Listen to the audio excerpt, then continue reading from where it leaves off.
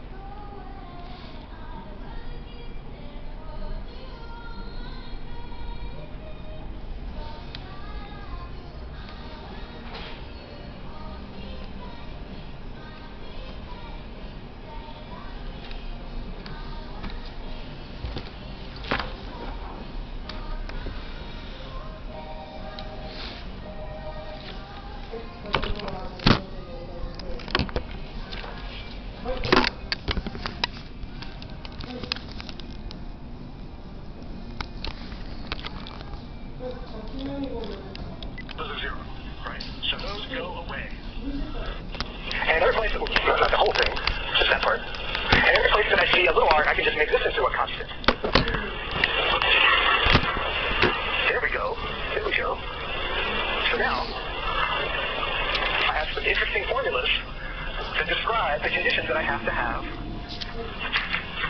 for satellites. First thing, there is no angular acceleration. V theta, which is the theta component of velocity, you'll see from the second equation that theta double dot is equal to 0. Divide through by r, theta double dot is equal to 0. So there's no acceleration. The angular sweep must always be constant for a circular orbit. We can get what that angular sweep is from the top equation. I divide through by r, take away the negative signs, and take the square root. That gives me r theta double dot. When I plug in that top equation for theta double dot, that gives me the square root GMP over r. One of the most valuable equations you'll learn in this class. Velocity of the orbiting spacecraft is equal to the square root of Newton's gravitational constant times the mass of the planet divided by the distance away from the planet. And so there's an inverse relationship. The farther you move the satellite away from the planet, the slower it travels to remain in a stable circular orbit. So it travels slower, and it has a longer diameter around the circle to travel, which means once you get to as you go out further and further, you really slow down what we would call the orbital period, the time it takes the spacecraft or satellite to make an entire sweep in orbit. So, trying to think about them. Well, we'll mention this when we get to my favorite calculation in the class, which is coming up in a few minutes. Let's write an expression for orbital period because it'll help us out later. Orbital period, how long does it take a spacecraft to make one revolution in a circular orbit? T, we always get it the value T. It's the orbital circumference, so typically 2 pi r, divided by orbital speed, which we have here as an expression. So if I plug those in, I get 2 pi r to the 3 halves divided by the square root of GMT. So you can see that as I move farther, there's a more than linear dependence on the distance away from the planet in the orbital period. The only way to speed it up is to orbit around something that has more mass. This is why when you go to Jupiter and do a science mission, the orbiting spacecraft is whipping around that massive planet very quickly, much quicker than it would be on Earth or one of the other planets.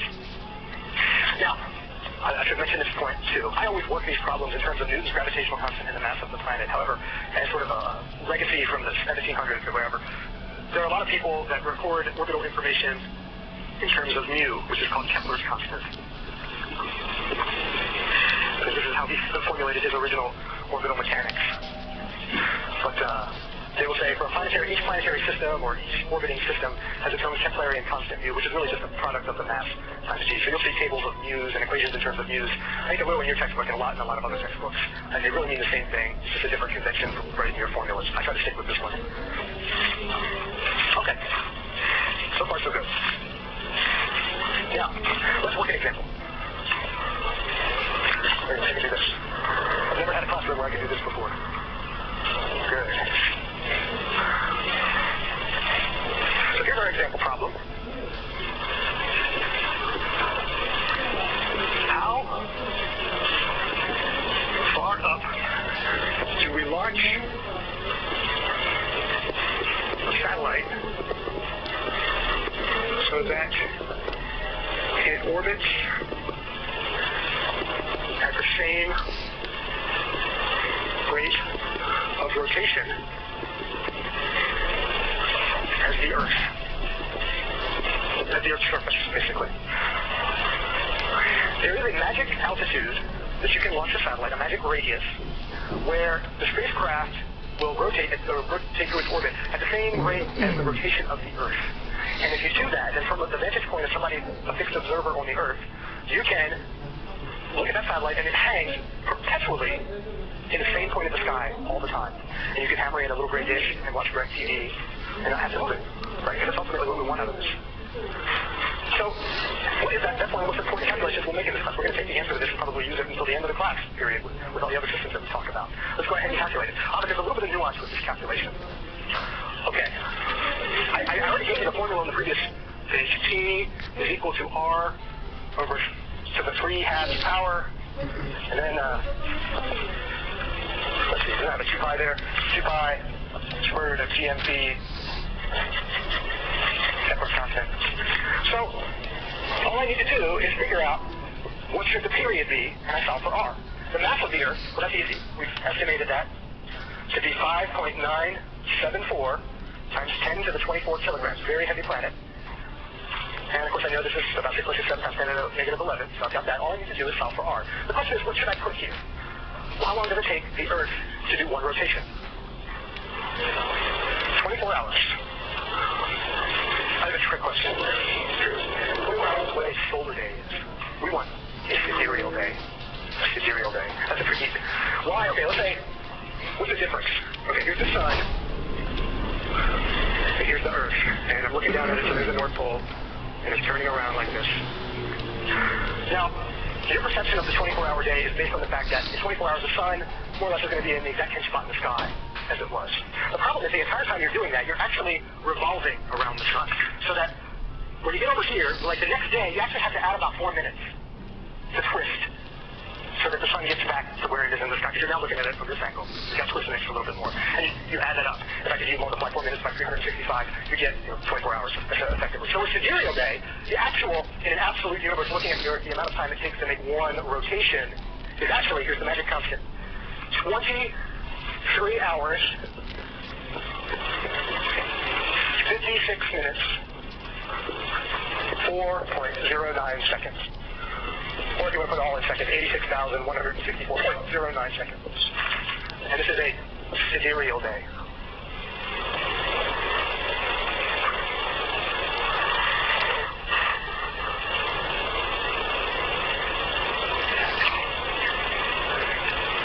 Okay, any questions so far?